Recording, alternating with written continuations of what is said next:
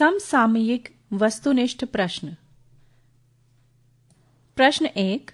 25 फरवरी 2024 को प्रधानमंत्री नरेंद्र मोदी द्वारा उद्घाटन किया गया सुदर्शन सेतु निम्नलिखित में से कहाँ स्थित है? ए. ओखा गुजरात, बी. मथुरा उत्तर प्रदेश, सी. भागलपुर बिहार, डी. पुरी ओडिशा। सही उत्तर ए. ओखा गुजरात। उत्तर व्याख्या सहित। प्रधानमंत्री नरेंद्र मोदी ने 25 फरवरी 2024 को गुजरात में ओखा से बेयट द्वारिका को जोड़ने वाले 2.32 किलोमीटर लंबे 27.20 मीटर चौड़े देश के सबसे लंबे केबल स्टेड सुदर्शन सेतु का उद्घाटन किया। इसका central double span cable stayed भाग 900 मीटर लंबा है। 4 लेन वाले इस सेतु के दोनों ओर 2.5 मीटर चौड़े फुटपाथ बनाए गए हैं। बेयट द्वारिका ओखा के निकट एक द्वीप है जिस पर द्वारिकाधीश का मंदिर है। कहा जाता है कि द्वापर युग में भगवान श्री कृष्ण ने इसी स्थान पर द्वारिका नगरी बसाई थी। प्रश्न 2। भ्रष्टाचार के आरोपों में घिरी किरू जल विद्युत परियोजना निम्नलिखित में से किस नदी पर स्थित है? ए. सतलज, बी. व्यास, सी. चिनाब, डी. झेलम। सही उत्तर सी. चिनाब। उत्तर व्याख्या सहित। जम्मू एवं कश्मीर संघ शासित क्षेत्र के किश्तवाड़ जनपद में 624 मेगावाट की किरू जल विद्युत परियोजना पत्थर नाकी किरू गांव के निकट चिनाब नदी पर स्थित है। जम्मू एवं कश्मीर के तत्कालीन राज्यपाल सत्यपाल मलिक ने इस परियोजना की स्वीकृति देने के लिए उन्हें 300 करोड़ रुपए की रिश्वत दिए जाने का आरोप लगाया था। प्रश्न 3। भयानक महामारी वाले रोग प्लेग के बारे में निम्नलिखित में से कौन सा कथन असत्य है? ए. 1346 एवं 1353 के बीच ब्यूबोनिक प्लेग से यूरोप में 5 करोड़ से अधिक लोग मारे गए थे। बी. ब्यूबोनिक प्लेग से होने वाली मौतों को ब्लैक डेथ कहा जाता है। सी. फरवरी 2024 में ओरेगोन संयुक्त राज्य अमेरिका में प्लेग का एक रोगी पाया गया है। डी. प्लेग के विरुद्ध कोई भी एंटीबायोटिक काम नहीं करता है। सही उत्तर डी. प्लेग के विरुद्ध कोई भी एंटीबायोटिक काम नहीं करता है। प्रश्न 4। सैन्य अभ्यास धर्मा गार्जियन के बारे में निम्नलिखित में से कौन सा कथन असत्य है? ए. ये भारतीय थल सेना एवं जापान के जमीनी आत्मरक्षा बल के बीच सैन्य अभ्यास है। बी. धर्मा गार्जियन का 10वां संस्करण 25 फरवरी से 9 मार्च 2024 तक राजस्थान के महाजन फील्ड फायरिंग रेंज में संपन्न हुआ। सी. इस अभ्यास में जापानी सेना के 34वें इन्फेंट्री रेजिमेंट तथा भारतीय सेना के राजपुताना राइफल्स की एक बटालियन के 40-40 जवानों ने हिस्सा लिया। डी. ये अभ्यास एक वर्ष में भारत तथा एक वर्ष जापान में होता है। सही उत्तर बी. धर्मा गार्जियन का 10वां संस्करण 25 फरवरी से 9 मार्च 2024 तक राजस्थान के महाजन फील्ड फायरिंग रेंज में संपन्न हुआ। उत्तर व्याख्या सहित। धर्मा गार्जियन का 5वां संस्करण 25 फरवरी से 9 मार्च 2024 को राजस्थान के महाजन फील्ड फायरिंग रेंज में संपन्न हुआ। प्रश्न 5। निम्नलिखित में से किसे लोकपाल का अध्यक्ष नियुक्त किया गया है? ए. सर्वोच्च न्यायालय के सेवानिवृत्त न्यायाधीश न्यायमूर्ति A.M. खानविलकर, बी. सर्वोच्च न्यायालय के सेवानिवृत्त न्यायाधीश न्यायमूर्ति रविंद्र भट्ट, सी. सर्वोच्च न्यायालय के सेवानिवृत्त न्यायाधीश संजय किशन कौल, डी. उपर्युक्त में से कोई नहीं। सही उत्तर ए. सर्वोच्च न्यायालय के सेवानिवृत्त न्यायाधीश न्यायमूर्ति A.M. खानविलकर। उत्तर व्याख्या सहित। भारत की राष्ट्रपति श्रीमती द्रौपदी मुर्मू ने सर्वोच्च न्यायालय की पूर्व न्यायाधीश न्यायमूर्ति रंजना देसाई की अध्यक्षता में गठित 10 सदस्यीय सर्च समिति की सिफारिशों के आधार पर सर्वोच्च न्यायालय के पूर्व न्यायाधीश न्यायमूर्ति A.M. खानविलकर को भारत का नया लोकपाल नियुक्त किया है। सेवानिवृत्त न्यायाधीश न्यायमूर्ति लिंगप्पा नारायण स्वामी, न्यायमूर्ति संजय यादव, न्यायमूर्ति ऋतुराज अवस्थी लोकपाल के न्यायिक सदस्य तथा सुशील चंद्रा, पंकज कुमार तथा अजय तिर्के गैर न्यायिक सदस्य नियुक्त किए गए हैं। लोकपाल में अध्यक्ष के अतिरिक्त 4 न्यायिक तथा 4 गैर न्यायिक सदस्य हो सकते हैं। प्रश्न 6। निम्नलिखित में से किस भारतीय को ब्रिटेन के सम्राट चार्ल्स तृतीय द्वारा नाइटहुड से सम्मानित किए जाने की घोषणा फरवरी 2024 में की गई? ए. सुनील भारती मित्तल, बी. आदित्य बिरला, सी NR नारायण मूर्ति, डी SP हिंदुजा। सही उत्तर ए सुनील भारती मित्तल। उत्तर व्याख्या सहित। भारतीय एंटरप्राइजेस के संस्थापक और अध्यक्ष सुनील भारती मित्तल को ब्रिटेन के सम्राट जॉर्ज तृतीय द्वारा नाइटहुड से सम्मानित किए जाने की घोषणा की गई। प्रश्न 7। सर्वोच्च न्यायालय के 7 सदस्यीय संविधान पीठ द्वारा संसद व विधानमंडल में रिश्वत लेकर मत देने पर आपराधिक मुकदमा चलाए जाने से संबंधित एक निर्णय के संदर्भ में निम्नलिखित में से कौन सा कथन असत्य है? ए. सांसदों और विधायकों को सदन में मतदान करने या भाषण देने के लिए रिश्वत लेने के मामले में अभियोग से कोई छूट नहीं है। बी. इस निर्णय ने झारखंड मुक्ति मोर्चा झामुमो रिश्वत मामले में 5 सदस्यीय संविधान पीठ के 1998 के एक फैसले को पलट दिया है। सी. इस निर्णय से प्रतिपादित सिद्धांत राज्यसभा, राष्ट्रपति और उपराष्ट्रपति के चुनावों पर लागू नहीं होगा। डी. संविधान के अनुच्छेद 105 की धारा 2 के तहत संसद सदस्यों तथा अनुच्छेद 194 की धारा 2 के तहत विधानमंडल में कही गई किसी बात या कृत्य के लिए उन पर अभियोग नहीं चलाया जा सकता। सही उत्तर सी. इस निर्णय से प्रतिपादित सिद्धांत राज्यसभा, राष्ट्रपति और उपराष्ट्रपति के चुनावों पर लागू नहीं होगा। उत्तर व्याख्या सहित। सदस्यीय विशेषाधिकार के संबंध में सर्वोच्च न्यायालय के इस निर्णय से प्रतिपादित सिद्धांत राज्यसभा, राष्ट्रपति और उपराष्ट्रपति के चुनावों पर समान रूप से लागू होगा। प्रश्न 8। समाचार की सुर्खियों में रहा चक्षु के बारे में निम्नलिखित में से कौन सा कथन सही नहीं है? ए. चक्षु केंद्रीय दूरसंचार विभाग द्वारा विकसित एक ऑनलाइन प्लेटफॉर्म है। बी. इस प्लेटफॉर्म पर नागरिक ऐसे फोन कॉल व संदेशों की जानकारी दे सकते हैं जिनके जरिए उनके साथ वित्तीय धोखाधड़ी से लेकर सेक्सटॉर्शन तक किया जा रहा है। सी. चक्षु को सरकारी पोर्टल संचार साथी .gov पर औपचारिक रूप से शुरू किया गया। डी. इस प्रकार से दर्ज शिकायतों पर आपराधिक कार्यवाही नहीं की जा सकती है। सही उत्तर डी. इस प्रकार से दर्ज शिकायतों पर आपराधिक कार्यवाही नहीं की जा सकती। उत्तर व्याख्या सहित। चक्षु प्लेटफॉर्म पर आई शिकायत की जांच कर अपराधियों को पकड़ा जाएगा और कार्रवाई की जाएगी।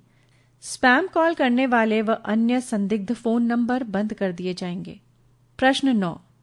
निम्नलिखित प्रकरणों पर विचार कीजिए। 1. सेक्सटॉर्शन के कॉल या मैसेज सरकारी अधिकारी या उसका रिश्तेदार बनकर बात करना, फर्जी कस्टमर केयर हेल्पलाइन से कॉल। 2. बैंक, बिजली, गैस, बीमा पॉलिसी के लिए आने वाली कॉल। 3. रोबोटिक या बार बार की जा रही कॉल। 4.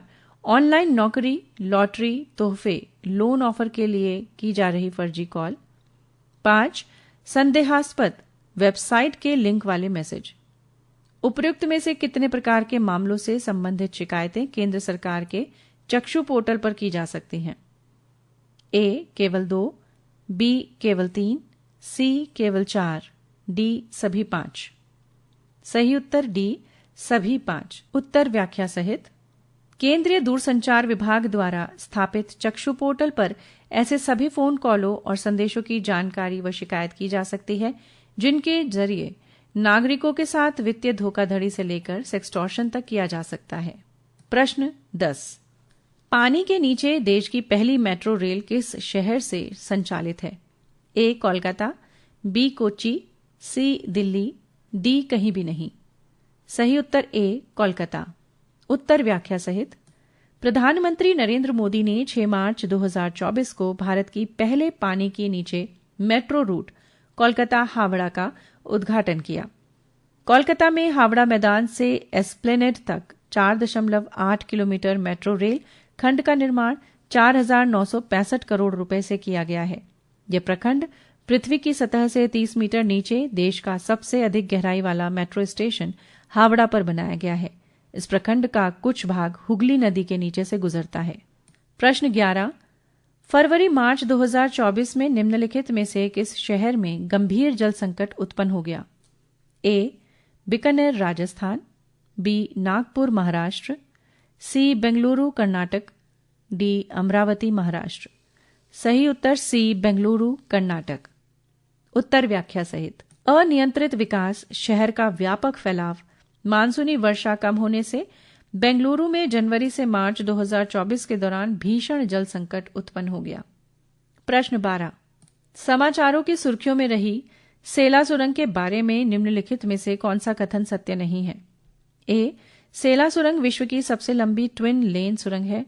बी. सेला सुरंग का उद्घाटन नितिन गडकरी द्वारा 9 मार्च 2024 को किया गया। सी. सेला सुरंग का निर्माण सीमा सड़क संगठन द्वारा किया गया है। डी. सेला सुरंग अरुणाचल प्रदेश में स्थित है। सही उत्तर बी. सेला सुरंग का उद्घाटन नितिन गडकरी द्वारा 9 मार्च 2024 को किया गया। उत्तर व्याख्या सहित अरुणाचल प्रदेश में 825 करोड़ रुपए की लागत से बनी सेला सुरंग का उद्घाटन प्रधानमंत्री नरेंद्र मोदी द्वारा 9 मार्च 2024 को किया गया। ये सुरंग अरुणाचल प्रदेश में त्वांग में चीनी सीमा के निकट है। प्रश्न 13 जेम्स एंडरसन ने धर्मशाला हिमाचल प्रदेश में खेले गए 5वें इंग्लैंड भारत टेस्ट मैच में कुलदीप यादव को आउट करके 700वां विकेट लिया। ये उपलब्धि हासिल करने वाला अन्य गेंदबाज कौन है? A. Anil Kumble Bharat, B. Muttiah Muralitharan Sri Lanka, C. Shane Warne Australia, D. B व सी दोनों। सही उत्तर विकल्प डी, बी और सी दोनों। प्रश्न 14 समाचारों की सुर्खियों में रहे आईएनएस जटायु के बारे में निम्नलिखित में से कौन सा कथन सत्य है? पृष्ठ संख्या 165। 1. आईएनएस जटायु लक्षद्वीप के मिनिकॉय द्वीप पर स्थापित भारतीय नौसेना का एक अड्डा है। 2. आईएनएस जटायु पश्चिमी अरब सागर में डकैती रोधी गतिविधियों तथा नशीली दवाओं के अवैध कारोबार को नियंत्रित करने में मदद करेगा। सही कूट है ए. केवल 1, बी. केवल 2, सी. दोनों 1 एवं 2, डी. ना 1 और ना ही 2। सही उत्तर सी. दोनों 1 एवं 2। प्रश्न 15 संयुक्त राष्ट्र विकास कार्यक्रम यूएनडीपी द्वारा जारी मानव विकास रिपोर्ट 2023-2024 के अनुसार मानव विकास सूचकांक 2022 में भारत का रैंक कौन सा है? ए. 131वां, बी. 132वां, सी. 133वां, डी. 134वां। सही उत्तर डी. 134वां। उत्तर व्याख्या सहित संयुक्त राष्ट्र विकास कार्यक्रम द्वारा 13 मार्च 2024 को जारी मानव विकास रिपोर्ट 2023-2024 के अनुसार मानव विकास सूचकांक 2022 में भारत का रैंक 134वां था। वर्ष 2021 में भारत का रैंक 135वां था। 2022 में भारत के मानव विकास सूचकांक का मान 0.644 है। 2022 में भारत के जन्म के समय जीवन प्रत्याशा 67.7 वर्ष, विद्यालयी शिक्षा के अपेक्षित वर्ष 12.6, विद्यालयी शिक्षा के औसत वर्ष 6.6 तथा प्रति व्यक्ति सकल राष्ट्रीय आय पीपीपी 6,951 अमेरिकी डॉलर है। प्रश्न 16 संयुक्त राष्ट्र विकास कार्यक्रम द्वारा 13 मार्च 2024 को जारी मानव विकास रिपोर्ट 2023-2024 के संदर्भ में निम्नलिखित कथनों पर विचार कीजिए। 1. मानव विकास सूचकांक 2022 में स्विट्जरलैंड का पहला रैंक है। 2. मानव विकास सूचकांक 2022 में भारत का रैंक अपने पड़ोसी देशों से नीचे है। 3. मानव विकास सूचकांक 2022 के शीर्ष 10 देशों में एशिया का एक भी देश शामिल नहीं है। 4. प्रति व्यक्ति सकल राष्ट्रीय आय पीपीपी मानव विकास सूचकांक का एक घटक है। उपयुक्त में से कितने तथ्य सही हैं? ए. केवल 1, बी. केवल 2, सी. केवल 3, डी. केवल 4। सही उत्तर बी. केवल 2। उत्तर व्याख्या सहित मानव विकास सूचकांक 2022 में भारत का रैंक 134वां, चीन का 75वां, श्रीलंका का 78वां, भूटान का 125वां, बांग्लादेश का 129वां, नेपाल का 146वां तथा पाकिस्तान का 164वां स्थान है। कथन 2 गलत है। शीर्ष 10 देशों में एशियाई देश सिंगापुर 9वें स्थान पर है। कथन 3 गलत है। कथन 1 एवं 4 सही है। प्रश्न 17 लोकसभा और राज्य विधानसभाओं तथा पंचायती राज संस्थाओं व स्थानीय नगर निकायों के चुनाव एक साथ कराए जाने की संभावना तलाशने के लिए भारत के पूर्व राष्ट्रपति रामनाथ कोविंद की अध्यक्षता में गठित समिति द्वारा 14 मार्च 2024 को राष्ट्रपति को सौंपी रिपोर्ट में निम्नलिखित में से कौन सी सिफारिश की गई है? 1. पहले चरण में लोकसभा और राज्य विधानसभाओं के चुनाव एक साथ वर्ष 2029 में कराए जाएं। 2. वर्ष 2029 में लोकसभा एवं राज्य विधानसभाओं के चुनाव एक साथ कराए जाने के 100 दिनों के भीतर स्थानीय निकायों के चुनाव कराए जाएं। 3. सारे देश में एक ही एकल मतदाता सूची हो। 4. सदनों का कार्यकाल 5 वर्ष का होगा। 5. मध्यावधि चुनावों से चुने गए सदन का कार्यकाल 5 वर्ष की शेष अवधि के लिए होगा। उपर्युक्त में से कितने कथन सही हैं? ए केवल 2, बी केवल 3, सी केवल 4, डी सभी 5। सही उत्तर डी सभी 5। प्रश्न 18 निम्नलिखित नामों पर विचार कीजिए। 1. ज्ञानेश कुमार, 2. सुखबीर सिंह संधू, 3. राजीव कुमार। उपर्युक्त में से कितनों को 15 मार्च 2024 को भारत का निर्वाचन आयुक्त नियुक्त किया गया? ए केवल 1, बी केवल 2, सी सभी 3, डी उपर्युक्त में से कोई नहीं। सही उत्तर बी केवल 2। उत्तर व्याख्या सहित। प्रधानमंत्री नरेंद्र मोदी की अध्यक्षता तथा लोकसभा में सबसे बड़े विपक्षी दल कांग्रेस के नेता अधीर रंजन चौधरी एवं गृह मंत्री अमित शाह की सदस्यता वाली चयन समिति की सिफारिश पर भारत के राष्ट्रपति द्वारा श्री ज्ञानेश कुमार तथा श्री सुखबीर सिंह संधू को निर्वाचन आयुक्त नियुक्त किया गया है। वे दोनों क्रमशः केरल कैडर तथा उत्तराखंड कैडर के 1988 के बैच के आईएएस अधिकारी हैं। प्रश्न 19 भारत के दूसरे महिला प्रीमियर लीग WPL 2024 का खिताब किसने जीता? A Royal Challengers Bangalore, B Delhi Capitals, C Mumbai Indians, D Gujarat giants.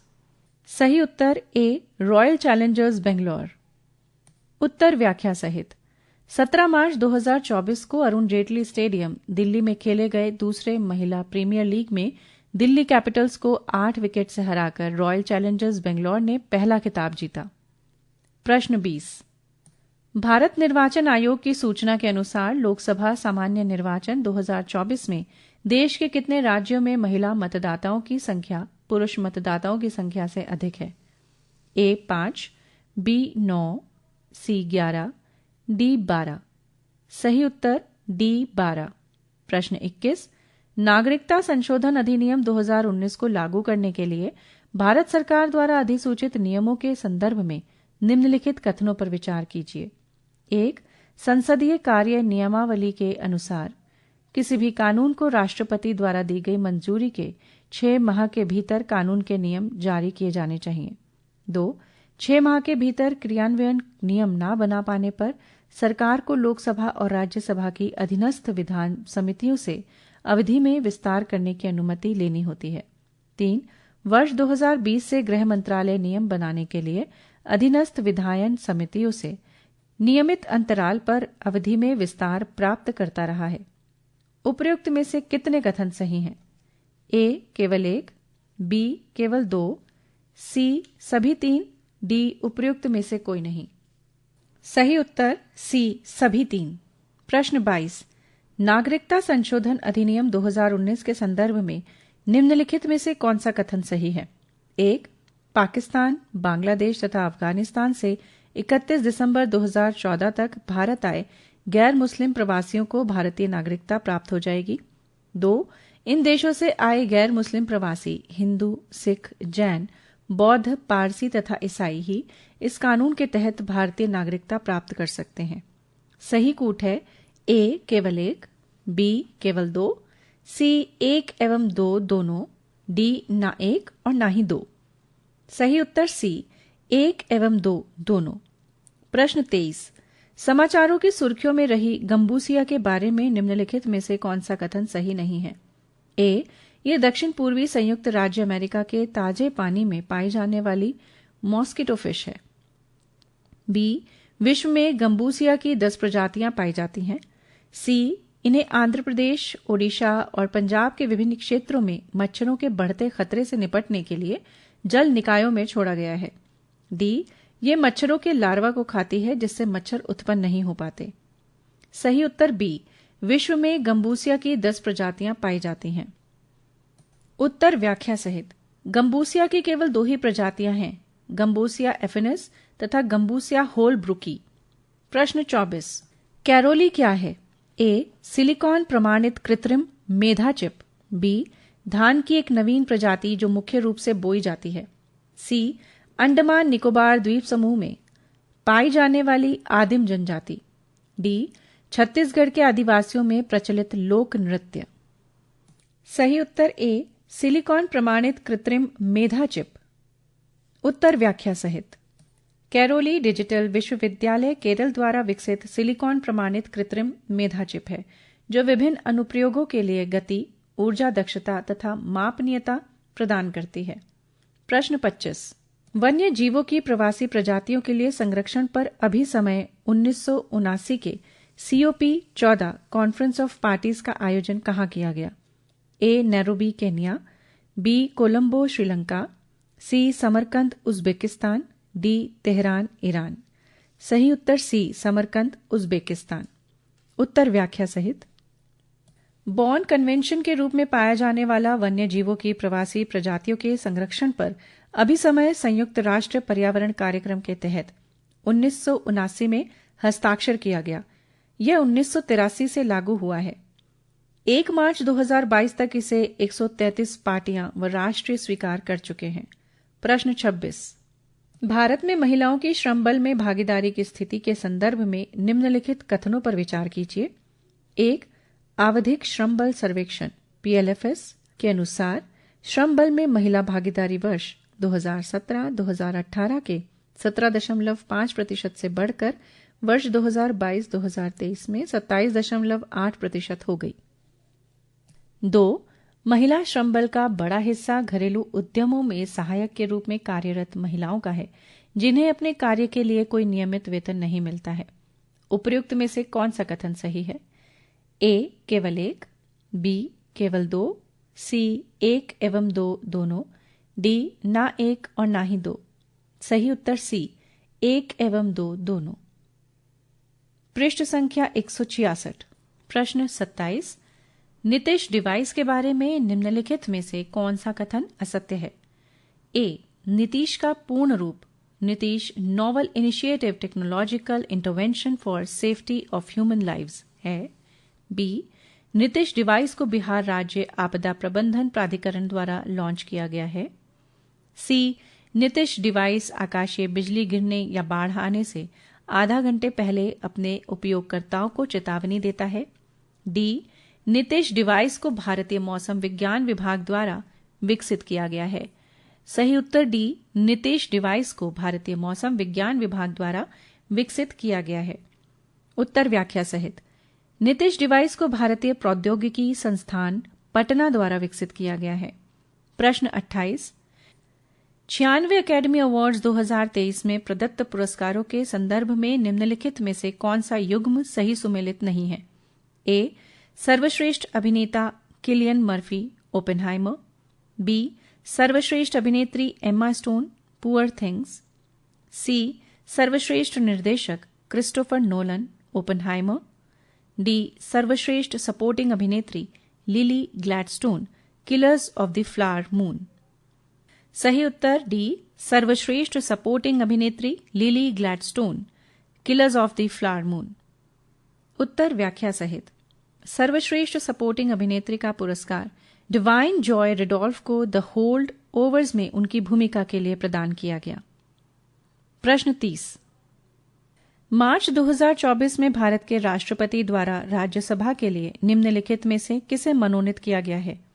A. Film अभिनेत्री कंगना रनौत, बी. समाज सेवी एवं लेखिका सुधा मूर्ति, सी. इसरो के पूर्व अध्यक्ष AS किरण कुमार, डी. विप्रो के संस्थापक एवं दानदाता अजीम प्रेमजी। सही उत्तर बी. समाज सेवी एवं लेखिका सुधा मूर्ति। उत्तर व्याख्या सहित। इन्फोसिस फाउंडेशन की अध्यक्ष तथा इन्फोसिस के सह संस्थापक NR नारायण मूर्ति की पत्नी, ब्रिटेन के प्रधानमंत्री ऋषि सुनक की सासू मां सुधा मूर्ति को 8 मार्च 2024 को राज्यसभा के सदस्य के रूप में नामित किया गया है। उनका कार्यकाल 6 वर्ष का होगा। पृष्ठ संख्या 167। पृष्ठ संख्या 167 पर उत्तरमाला दी गई है। पृष्ठ संख्या 168।